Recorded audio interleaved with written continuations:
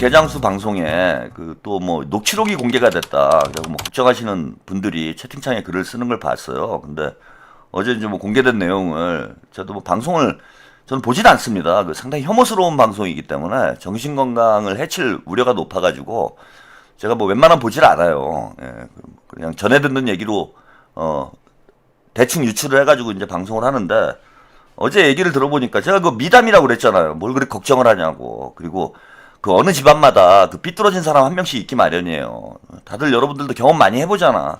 그 명절 때만 되면 와가지고 사고 치는 사람들. 꼭 형제 중에 한 명씩 있어요, 그게. 사고 뭉치들, 골 아픈 애들. 응?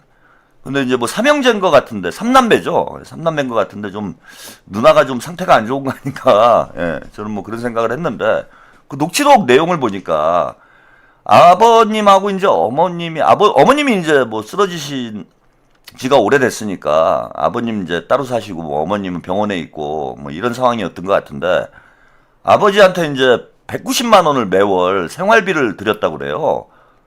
근데 이제 그게 적다고 아버지하고 딸이 장남을 그 씹고 있는 그런 녹취 내용을 그걸 공개를 했더라고. 그러니까 이 족바들 문바들의 특징이 제가 지능이 모자르다고 그랬잖아요. 그게 김용남을 도우려고 지금 폭로를 하고 있는 겁니까? 아니면 조국을 조지려고 폭로를 하고 있는 거예요? 아니 개장수 딴에는 아니 그 무슨 상식이 없어 이 새끼는. 그러니까 제가 개장수라고 그러는 거 아니야. 아니 190만 원이 적은 돈입니까? 우리 20대 이제 막 처음 이제 직장에 취직하는 이런 이제 젊은 직장인들 초임이 세후 그 정도예요. 세금 떼고 뭐하고 하면 이것저것 떼고 나면은 한 190만 원 가져가는 거야 자기가. 실시간으로 실제 가져가는 돈은. 근데 웬만한 20대 직장인 월급에 해당하는 돈을 김용남 후보가 아버지한테 지급을 했는데 그 딸하고 한다는 얘기가 그 누나라는 사람도 진짜 철딱서니가 없습니다. 아 뭐 200만 원도 아니고 190만 원을 줬어? 이런 얘기를 하고 앉아있어요. 그걸 또 이 개장수라는 놈은 무슨 대단한 폭로라고 그거를 방송을 하고 자빠져 있는 거야. 이게 대가리가 빈 놈들이 아니고서야. 190만 원 가지고 살아가시는 분들도 많아요 지금. 그리고 저는 그 부모들도 그런 분들이 있습니다. 그 노인네 혼자서 사실 좀 냉정하게 말씀을 드려가지고 월 190만 원이면 충분히 쓰시고도 남아요. 그러지 않습니까? 노인들이 뭘 그렇게 쓸 게 있어. 190만 원이면은 충분히 안정적으로 여유있게 생활을 할 수 있어요.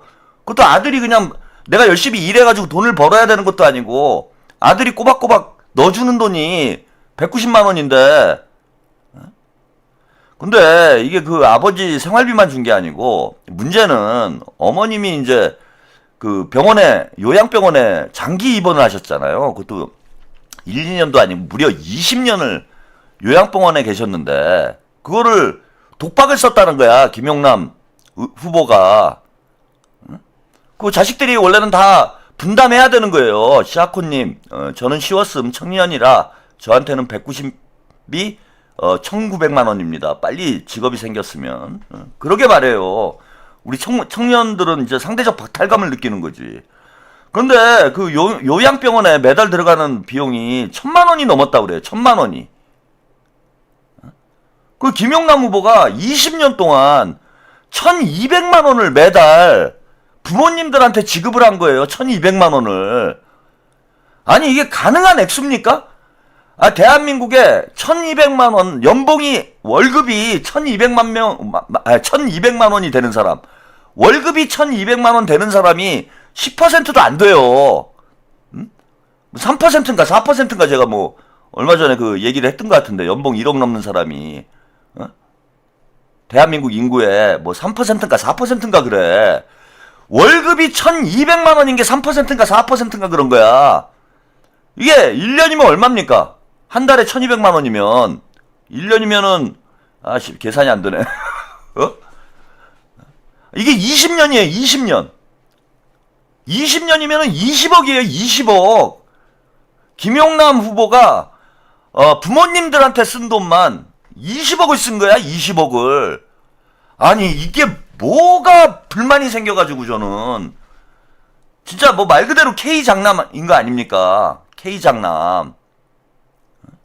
아니 이거를 비난을 하고 이거 얼마나 나쁜 놈들이에요 이게. 그러니까 문빠나 족빠나 이런 놈들이 권력의 눈깔이 뒤집혀가지고 지들 기득권 유지를 하기 위해서 그러니까 이재명 대통령님 그 형수 욕설 문제 그것도 이재명 대통령님은 오랫동안 괴롭혔잖아요.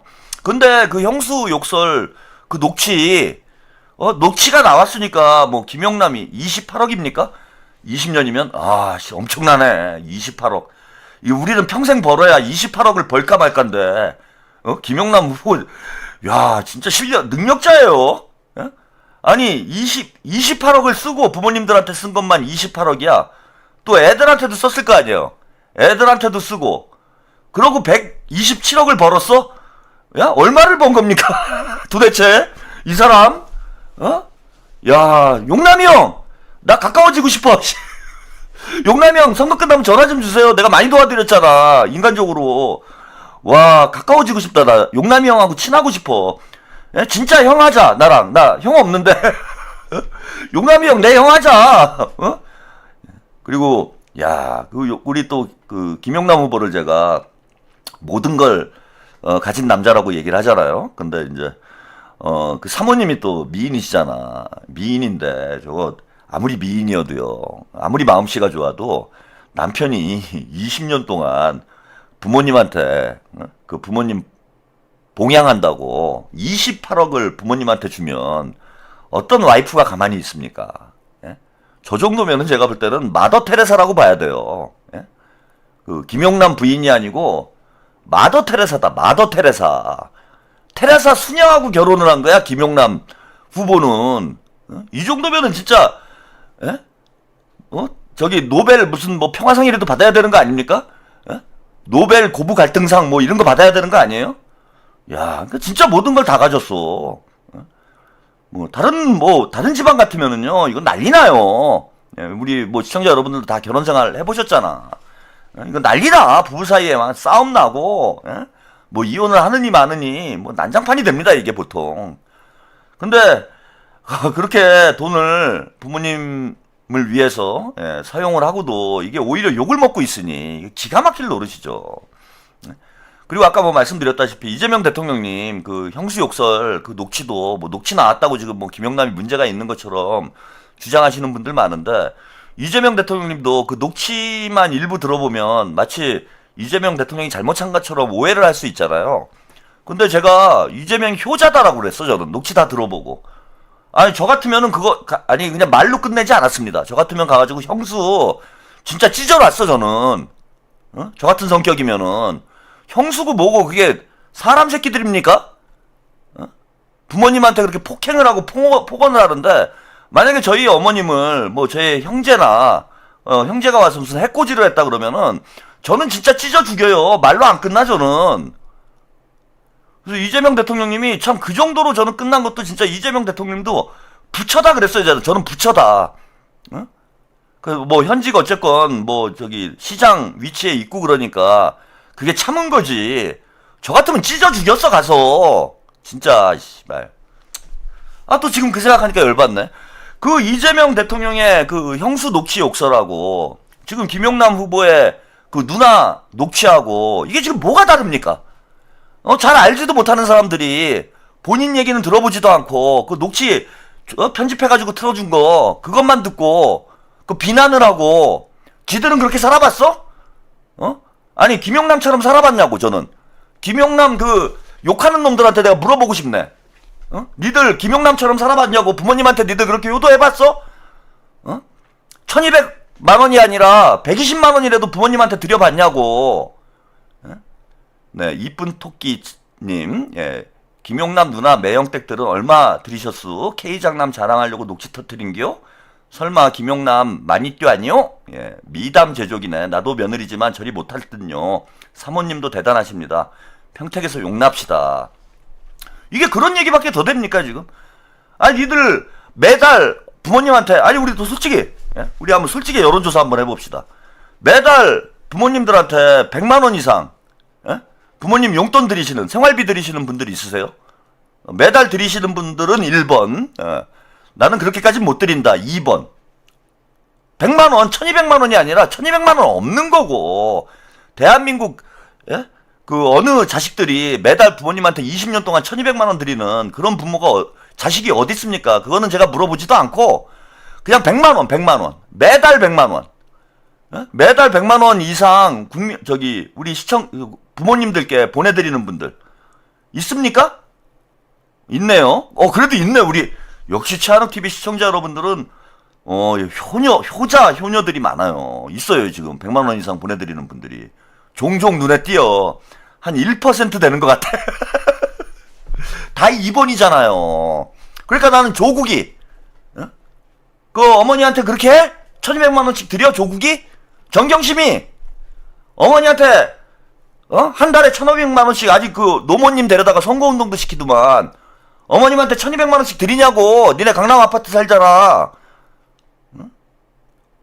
그리고 그 족발 새끼들, 야 개장수, 너 엄마한테 얼마 드려 임마? 이놈의 새끼. 욕할 걸 욕을 해야지. 그래서 그게 뭐 미담으로 확인이 됐으니까 우리는 이런 이제 뭐 개장수 같은 놈들, 사기꾼들 약 파는 거에 여러분들이 속지 마시고, 특히 우리 민주당 당원 여러분들, 지지자분들은 딱 중심 잡고 이번에 김영남과 같은, 저는 오히려 잘 됐다라고 생각해요. 뭐 김영남 후보가 보수 진영에 있다가 민주당으로 왔기 때문에 저도 이 사람이 어떤 사람인지 몰랐고, 어떤 능력과 어떤 인품을 가지고 있는지 전혀 몰랐는데, 이번에 이제 조국 덕분에 김용남을 좀 다르게 보게 됐다. 저도 김용남이 참 괜찮은 인물이구나. 이 사람 놓치면 안 되겠다. 김용남 키워야 되겠다. 진짜 킹용남 만들어야 되겠다. 저는 그런 생각이 너무 이번에 강하게 들었어요. 뭐 진짜 모든 걸 갖췄잖아 이 사람이. 머리도 좋아, 돈도 많아, 인품도 좋아, 효자야. 아니 어디 빠지는 데가 없어요 사람이. 보통 뭐 능력이 뛰어난 사람들은 좀 인품이 모자란 경우들이 많고, 또 인품이 좋은 사람들은 좀 무능한 경우들이 많아요. 근데 김용남은 능력과 인품을 동시에 갖춘, 진짜 보기 드문 개천용이잖아요. 이런 개천용을 우리 민주당에서 놓치면 되겠습니까? 지금 선거운동하는 모습만 봐도 야 역시 개천용은 다르다, 이런 걸 여러분들이 느끼잖아. 저는 정치인들의 그 성장 과정을 대단히 중시 여겨요. 정치인들이 어렸을 때 어떻게 성장을 했는지를 대단히 중요시 여긴다. 왜냐하면 훌륭한 리더는 결국 국민들을 위한, 서민들을 위한 정치를 해야 되는데, 서민들과 교감할 수 있는, 공감할 수 있는 그런 능력이 떨어지게 되면은 대통령의 자리에 위치에 올라가면은 국민들을 무시하는 권력자의 행태를 하게 돼 있습니다. 그래서 유년기와 청소년기에 어떻게 성장을 했는지 이걸 저는 유심 있게 봐요. 제가 이재명 대통령님이, 많은 분들은 뭐 천재명이다, 능력이 뛰어나다 이래서 지지하시는 분들이 많은데, 저는 이재명 대통령을 제가 지지하게 된 배경이 뭐냐면은 어려서 성장 과정에서 이재명 대통령은 국민을 배신할 사람이 아니구나, 서민을 배신할 사람이 아니겠다. 본인이 서민 중에 서민이고 본인이 빈민 중에 빈민이었는데 그런 성장 과정을 거친 사람이 자기가 성공했다고 국민들을 쉽게 버리겠는가. 이런 사람이 한번 대통령 돼야 된다 라는 게 저는 판단이었어요. 그래서 저는 개천용을 키워야 된다라는 게 제 입장이야. 우리 국민들은 그치, 개천용, 우리와 같은 서민이었는데 능력이 뛰어나가지고 성장한 사람, 이런 사람들을 우리가 키워야 정치인들이 나중에 큰 다음에 배신을 안 해요. 그래서 저는 뭐 요즘에 농담 반 진담 반으로 그런 얘기 하잖아. 시장파를 키워야 된다. 개천용 키워야 된다. 지금 김용남 후보가 그렇잖아요. 어머님이 고생하면서 시장에서 노점하면서 키우는 그 과정을 경험을 했기 때문에 본인이 열심히 공부를 한 거고, 또 공부를 해서도 우리 어머님의 노고를 잊으면 안 된다고 효자가 돼가지고 한 달에 1000만 원씩 그 병원비를 내고 그런 일을 하잖아. 그런 마음이 국민들한테도 그대로 나타난다는 거야. 저는 어머니한테 했던 모습이 국민들에게도 그대로 나타난다. 왜? 우리 국민들도 누군가의 어머니고 누군가의 아버지이기 때문에 효자는 국민들에게도 효자가 된다라는 거예요. 저는 그런 차원에서 이번에 김용남 후보의 저는 제 발견이었고, 정말 놓치면 안 될 인물이구나. 이번엔 진짜 금배지 달아가지고 민주당에 또 어떤 간판, 정치인으로 우리가 잘 키워나가야 되겠다. 그런 생각을 좀 강하게 갖게 됐습니다. 그리고 이 과정에서요, 이런 일이 왜 벌어지고 있을까? 여러분들 이제 많이 궁금하셨을 텐데, 우리 네티즌 수사대가 열심히 파헤쳐가지고, 이 누나가 왜 이러고 있는 건지, 왜 이런 폐륜적인 행태를, 그것도 자기 동생을 죽이기 위해서, 예, 경쟁자하고 손을 잡고, 그 개장수가 그야말로 조국의 스피커잖아요. 조국 스피커랑, 손을 잡고 왜 동생을 죽이려고 하는지, 이게 상당히 궁금증이었어. 그죠? 그리고 김용남 후보 입장에서는 이게 이제 비참한 가족사이기 때문에 본인 입으로 참 얘기하기 힘든 그런 문제도 있고 하다 보니까 도대체 무슨 일로 누나가 동생한테 등을 돌리고 이 선거 시기에 동생의 경쟁자하고 손을 잡고 이렇게 몹쓸 짓을 하는 것인지, 도대체 어떤 악연이 있길래 이런 짓을 하는 것인지 저도 궁금했는데, 오늘 그 이유를 우리 네티즌 수사대가 찾아냈습니다. 자, 그 얘기 하기 전에 과거의 영상들 몇 가지를 제가 보여드릴게요. 예. 자, 첫 번째, 예, 노무현 대통령님, 예, 추도제 때 장윤성 기자가 추미애 후보하고 인터뷰를 한 내용이 있습니다. 이거 제가 방송에서 한번 말씀드렸는데, 여기서 추미애 후보가 의미심장한 얘기를 해요. 이걸 다시 한번 보겠습니다. 지금 들어보시면은 여러분들이 이게 소름 끼칠 거야, 아마. 예. 한번 들어보시죠. 예, 벌써 17번째 봄인데요. 아까 네. 이제 추도사 너무 감동적으로 잘 들었습니다. 정말요? 네. 네. 많은 시민들께서 네. 지금 노무현의 꿈, 노무현의 철학, 노무현의 가치가 네. 지금 더불어민주당 안에 잘 구현이 되고 있는 것인가? 네, 어떻게 평가하시는지 좀 듣겠습니다.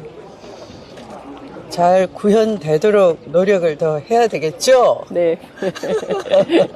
예. 좀 복잡합니다. 네. 우리는, 이런 걸 그냥 그날이 왔으니 한번 점 찍고 가자가 아니라, 말씀하신 것처럼 노무현의 철학, 노무현의 가치를 우리가 그때 제대로 이해하지 못했습니다. 받아들일 자세가 안 됐습니다. 그렇게 보내시고 난 후에 우리는 깨달았습니다. 그때 그 말씀이었구나, 그랬구나. 진작 우리가 더 이해하고 더 앞장서고 실천했더라면 달라졌겠지. 왜 우리는 그때 물러섰을까? 주저했을까? 안 믿었을까? 이렇게 고립시킨 노무현 시대가 있었습니다. 떠나고 나니 커 보였습니다. 후회합니다. 그러나 후회만으로 되지는 않습니다. 오늘 이 나를 기린다고 해서 되지 않습니다. 직접 성과로 증명하고 노무현 정신이 이거다를 국민들께 보여드리고, 그래서 이런 개혁의 저항을 극복해내야 하는 겁니다. 네. 알겠습니다. 굉장히 많은 카메라가 와 있지만 제가 한 가지만 더 여쭤보도록 하겠습니다. 네. 실제 지금 이제 더불어민주당 선거가 본격화되고 경기도 같은 경우에는 굉장히 준비가 잘 되고 있는 것으로 알려져 있긴 합니다만, 네. 앞서 말씀 주신 대로 김용남 후보의 경우에 상당히 심각한 문제가 발생한 걸로 알고 있습니다. 특히 대부업과 관련돼서는 굉장히 민감한 이슈인데요. 혹시 이건 저희가 후보께서 말씀드릴 부분이 아닌 것 같아요. 예. 다음 일정 때문에 죄송합니다. 먼저 좀. 네. 아니, 우리 장 기자님이 네. 그 분야에서 앞장서서 취재를 많이 하셨잖아요. 예. 정확한 취재 부탁드립니다. 나도 아직 잘 모르겠습니다. 네. 잘하겠습니다. 네, 제가 방송에서 한번 보여드렸던 영상인데 이걸 다시 한번 보여드렸어요. 여기 두 가지 의미심장한 얘기가 나옵니다. 추미애 후보의 태도가 좀 이상하죠? 첫 번째는 우리가 노무현 정신을 이제 잘 계승을 해야 되는데 어떻게 해야 되겠느냐 이런 질문을 했는데, 추미애 후보가 그러면은 우리가 노무현 대통령의 유지를 잘 받들어서 좋은 정치하자, 보통 이건 이제 의례적인 답변이잖아요. 이렇게 하면 되잖아요. 근데 추미애 후보가 하는 얘기가 참 의미심장한 게 그런 얘기를 합니다. 잘 해야 되겠죠? 라고 반문을 하면서 참 복잡합니다. 이렇게 얘기를 해요.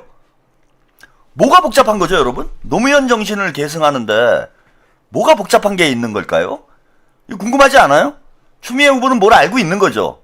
노무현 정신을 계승하는데 복잡한 문제가 있다라고 얘기를 했어요. 최근에 이게 이제 불거진 건데 노무현 대통령의 유가족과 노무현 재단이 지금 충돌하고 있는 양상이잖아요. 게다가 곽상원 의원과 그 다음에 그 따님 되시는 분이 김용남 후보를 지지를 했어요. 노무현 재단의 거의 뭐 정신적 지주 역할을 하고 있는, 이게 노무현 재단인지 유시민 재단인지 알 수 없는 이런 상황을 만들어 놓은 유시민은, 친문들은 대놓고 조국을 지지를 했는데 노무현 대통령의 유가족들은 김용남 후보를 지지를 한 거야. 이게 이제 충돌이 되고 있는 거죠. 게다가 노무현 재단의 운영을 둘러싸고 지금 그 누굽니까? 그 곽상원 의원과 노무현 재단이 충돌을 하고 있는 지금 양상이에요. 그리고 이거는 그 김용민 목사가 그 증언을 한 건데 뭐 사실인지 아닌지 모르겠습니다. 하연님, 살다 나 이외에 다른 사람의 사주를 본 게 이재명 대통령이라 이번 김용남 후보네요. 믿거나 말거나지만 올해 몇 년 묵은 정체기가 풀리고 막힌 흐름이 풀려 안정되는 시기라네요. 드디어 평택에서 용남. 여러분들이 마음이 간절하다 보니까 이제 점까지 보시는 분까지 등장을 하고 있습니다. 뭐 아무튼 뭐 좋은 얘기니까 기분이 좋네요. 자, 김용민 목사가 무슨 얘기를 했냐면은 그 봉화마을 화장실에서 친문의 아주 그 중요한 위치에 있는 사람과 그리고 친노그룹의 핵심적인 인물이 그 화장실에서 만났는데, 그 친노그룹의 핵심적인 인물이 쌍욕을 하면서 야, 이 새끼야, 네가 여기를 왜 와? 뭐 이렇게 소통을 쳤다라는 거예요. 그래서 화장실에서 조용히 이제 꼬리를 내리고 그 친문그룹의 인물이 자리를 떴다, 이런 증언을 했어요. 근데 그 친문그룹의 인물이라는 사람이 본인이 아닌가라는 지금 뭐 얘기가 나와요, 지금. 그러니까 자, 왜 추미애 후보가 복잡합니다라는 이야기를 했냐 하면은, 자, 이게 당시에 노무현 대통령 추모제에서 친노와 친문이 충돌하는 모습들이 있었던 거예요. 그 뭐 화장실 사건뿐만 아니라 친노와 친문이 충돌하는 이런 모습들이 있었기 때문에 추미애 의원이 보기에는 이제 마음이 복잡하고 착잡했던 거죠. 그래서 저런 답변이 나왔던 게 아닌가, 뭐 저는 그런 생각이 들고요. 이거보다는 이제 더 중요한 건 뒤에 나오는 얘기예요. 야, 이 조윤선이, 장윤선인데 족박이 때문에 제가 조윤선이라고 부르고 있습니다. 이 조윤선이 그게 추미애 후보한테 해야 될 질문이 아니잖아요. 민주당 후보인데 김용남 후보를 둘러싼 여러 가지 의혹에 대해서 추미애 후보한테 질문을 할 그런 자리가 아니고, 또 추미애 후보가 매우 난처한 질문이죠, 추미애 후보에게. 그러다 보니까 옆에 있는 보좌진들이 말렸어요. 그런 질문 하지 말라라고 말렸음에도 불구하고, 자, 추미애 후보가 뭐라고 얘기했느냐? 그 문제는 조윤선 기자가 누구보다도 앞장서서 취재를 했으니 본인이 잘 알아봐라, 이런 얘기를 합니다. 장윤선이가 김용남 후보의 의혹에 대해서 가장 앞장서서 취재를 했다라는 거예요. 이게 조선일보 단독 보도였는데 왜 장윤선이 이걸 앞장서서 취재했다라고 추미애 후보는 이야기를 한 건가? 이게 또 의문점이 되는 겁니다. 자, 그러니 김용남 후보의 의혹이, 네거티브가 장윤선을 통해서 뭐가 흘러나온 건 아닌가? 라는 의혹이 생긴 거예요, 저 인터뷰로부터. 그리고 장윤선이 지금 진짜로 앞장서서 조국 지키기를 하고 있잖아. 제가 그래서 조윤선이라고 하는 거예요. 그 천기를 저 인터뷰에서 추미애 후보가 일부러 옆에 이제 보좌진들이 말렸음에도 불구하고, 아마 추미애 후보는 그 족바들의 저런 행태들에 대해서 상당히 부정적인 생각을 가지고 있었던 것 같아요. 그래서 조윤선을 이제 엿먹이려고 일부러 저런 발언을 한 거 아닌가, 저는 그런 생각이 듭니다. 이런 열심히 이야기하고 있는 와중에 오늘도 또 동접 기록 경신을 했습니다. 그래서 한동훈이보다 위로 올라갔어요. 시청자 여러분 감사드립니다. 그런데 이와 관련해서, 자, 우리 이상호 기자님이 아주 의미심장한 취재를 했어요. 며칠 전에. 이 영상도 함께 보시고 가겠습니다. 이 사진이 뭔지 혹시 아시겠습니까? 형사 책방이에요. 그러면 여기 센터에 앉아 계신 분은 책방 사장님, 문재인 전 대통령 같고, 그죠? 옆에 있는 분들이 누굴 것 같아요? 청와대 출입 기자, 그러니까 문재인 정부 때 청와대 출입 기자들이에요. 그 옷을 입은 걸 보면 최근이라는 거 아시겠죠? 네, 최근에 문재인 전 대통령 측에서 당시 청와대 출입 기자들을 이렇게 초치한 겁니다. 그래서 이런 시간을 가졌는데 이게 뭐겠어요? 결국은 문재인 대통령이 사적 인물이고 잊혀지기를 원하는 사람이면 과거에 자기 공적인 관계로서 청와대 출입했던 기자들을 불러 모으겠습니까? 이것은 대통령이 정치 활동을 하는 겁니다. 사실 이전 대통령은 민주당의 정통성을 주장하면서 DJ 노무현을 얘기하고 있죠. 문재인을 언급한 적이 거의 없어요. 사실상 이 이재명 정부의 정체성과 대단히 문재인 정부가 충돌하고 있는 와중에 지금 조국, 유시민, 김어준 씨가 이렇게 똘똘 뭉쳐가지고 정치 세력을 형성을 하고 있는데 그 영향력을 지금 강화하고 있고 이 사진이 뭔지 혹시 아시겠습니까? 네, 이잼사랑님, 이제 동접 10,000명은 기본이네요. 네, 감사합니다. 자, 선거를 앞두고 문재인이 과거 청와대 출입 기자들을 양산으로 불러 모아서 저 기자들도 할 일이 없어요. 양산까지 가려면 시간이 많이 필요할 텐데 물론 뭐 회사에서 취재하라고 보내줬는지 모르겠는데 문재인이 기자들을 불러 모아가지고 회동을 했다라는 거예요. 이거 무슨 얘기를 했을까요 도대체? 그리고 지금 보세요. 문재인이 공공연하게 노골적으로 조국을 밀어주고 있잖아. 본인이 가서 이제 조국 SNS에 좋아요를 누른 문제도 있지만은 문재인의 최측근 중에 한 명이라고 하는 이호철 씨가 직접 평택까지 조국을 찾아가서 공개적으로 지지 선언을 했잖아요. 그리고 문재인뿐만 아니라 문조털레유 이 5명이 대놓고 조국을 밀어주고 있는 상황 아니야. 그러면은 선거 직전에 이번 지방선거 직전에 현재 문재인이 밀고 있는 사람이 누가 있습니까? 조국밖에 없잖아요. 그럼 기자들을 불러 모은 이유가 조국과 연관이 있을 거다라고 추정을 할 수밖에 없어. 그 기자들을 왜 불렀겠어요, 기자들을? 본인이 뭐 인터뷰를 하고 그런 거면 모르겠습니다. 기자들을 부른 이유는 기자들에게 뭔가 정보를 주기 위해서 부른 거 아니에요, 여러분? 그렇게 의심을 할 수밖에 없는 정황 아니야? 그러고 나서 지금 김용남 후보에 대한 녹취가 터지기 시작을 했다라는 거예요. 그리고 그 누나가 뭐 시사타파에 그 녹취를 제공을 했는데 이게 단독은 TV조선에서 먼저 했어요. 근데 그럼 녹취를 TV조선에 줬을 거 아니야? 누나가. 근데 그게 개장수 쪽으로 어떻게 또 흘러 들어갔냐고. TV조선에서 그 하바리 유튜버한테 녹취록을 공유했을 리는 없잖아요. 저는 이게 그 반대일 가능성이 높다라는 거야. 문바 쪽에서 친문 쪽에서 작업을 치고 이걸 친문 쪽에서 TV조선으로 제보를 한 게 아니냐. 나종옥님 너무 판단을 정확하게 잘하시네요. 파이팅. 예, 분석김님 이것들 녹취록 이전에 공작질을 했나 했어. 김용남을 먹잇감으로 추정입니다. 아 정황상 그렇게 되잖아 지금. 추미애 후보가 그걸 어느 정도 알고 있었던 게 아닌가 싶어요. 그래서 장윤선한테 장윤선이 앞장서서 취재하지 않았냐. 이게 장윤선이 앞장서서 취재한 게 아니잖아요. TV조선에서 단독한 걸 왜 장윤선이 앞장서서 취재했다라는 표현을 추미애 후보가 합니까? 그거 맞는 얘기인 거예요. 장윤선이 아무 말도 못하잖아. 아 제가 무슨 앞장서서 취재를 했습니까? 이거 TV조선에서 단독한 건데 이러면서 그 반론을 했어야 되는데 그러지 않고 장윤선도 인정을 하는 분위기였어. 그러면은 장윤선이 앞장서서 취재한 게 왜 TV조선에서 단독 보도가 나옵니까?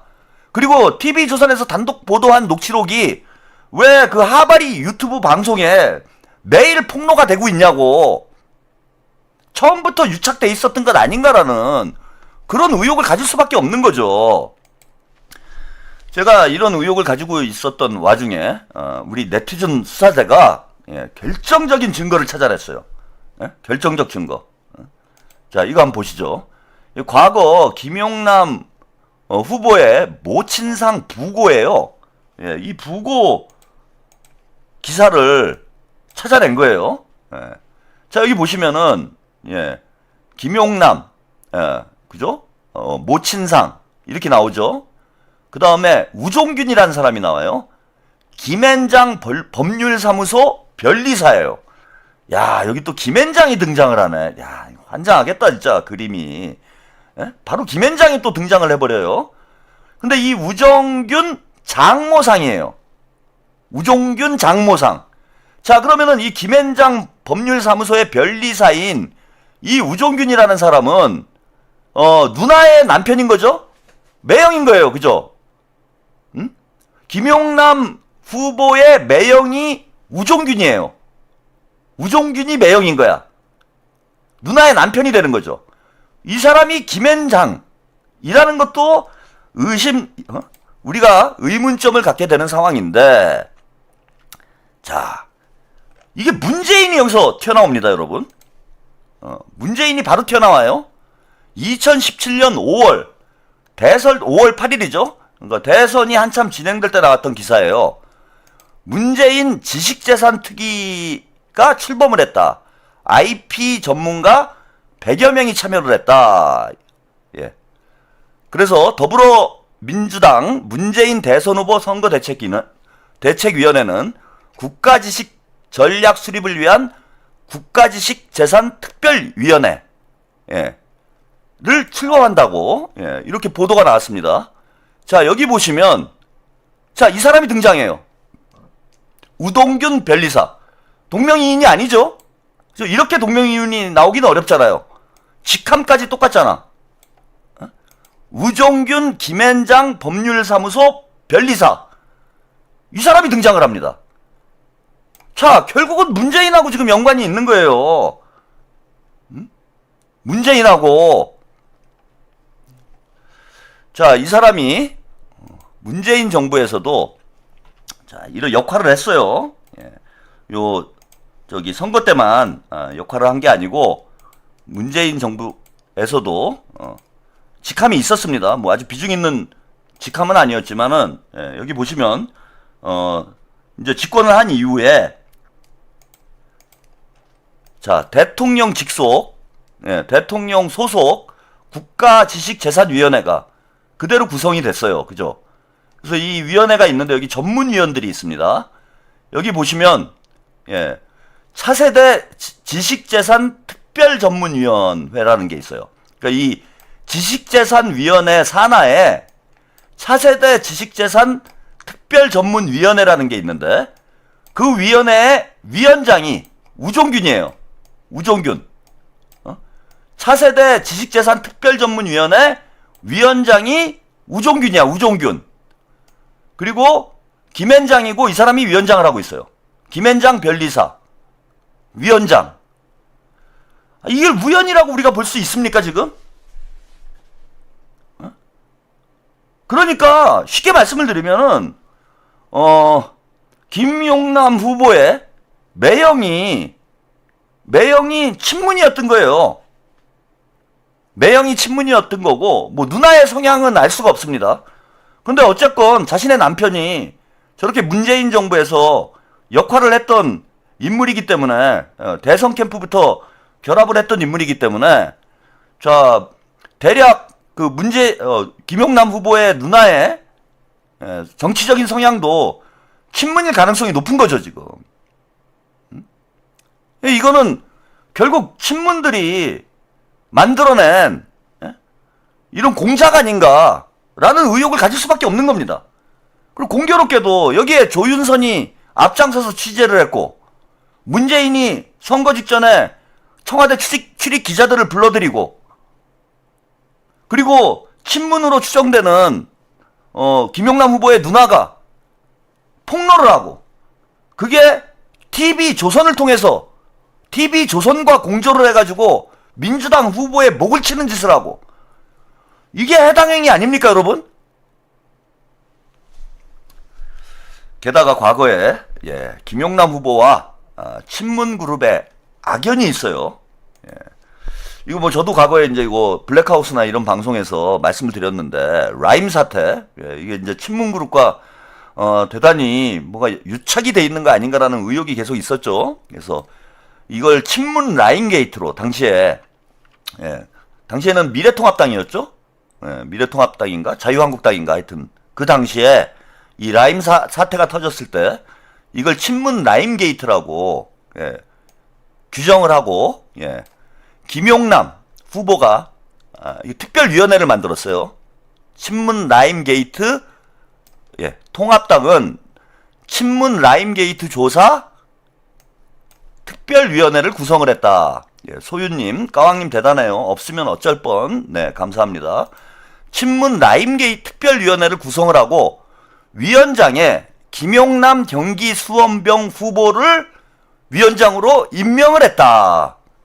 이런 보도가 나옵니다.